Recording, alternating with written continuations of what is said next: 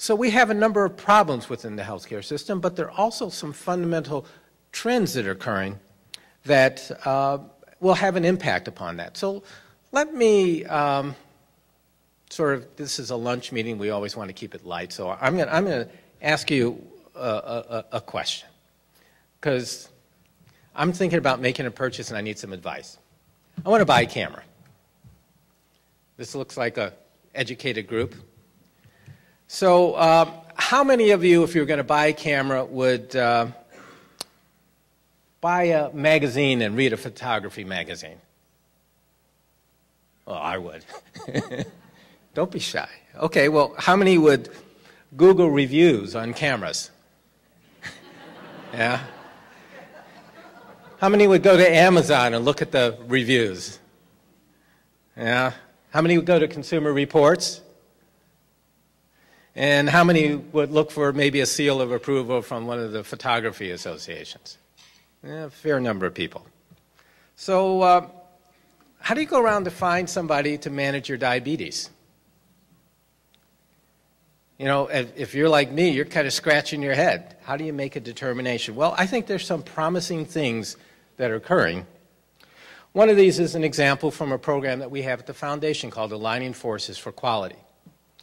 The strategy behind this program is that we have regions, and there are 17 regions that vary in size from the entire state of Maine and Wisconsin to cities like Detroit and Minneapolis and Portland, Seattle, and all the way down to tiny little York, Pennsylvania, or Humboldt County in California.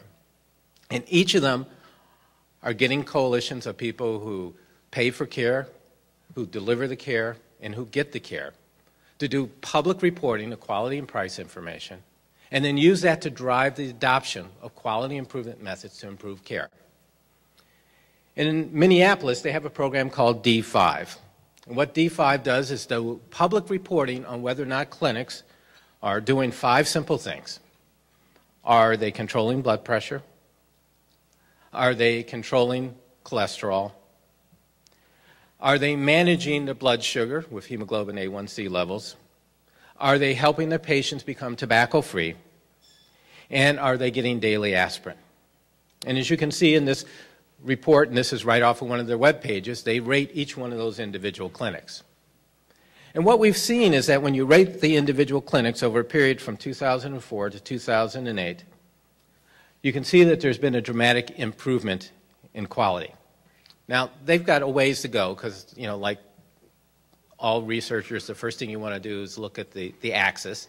And it does go down from 0, and it only goes up to 18%. Now, when you do 5 different types of care, there are all sorts of things that can go wrong. But you can see that there's a slope is going in the right direction. Because where they started was fewer than 4% of the patients were getting all the right care. And that slope has continued. And we think we can begin to see some dramatic change through this public reporting, focusing on quality improvement.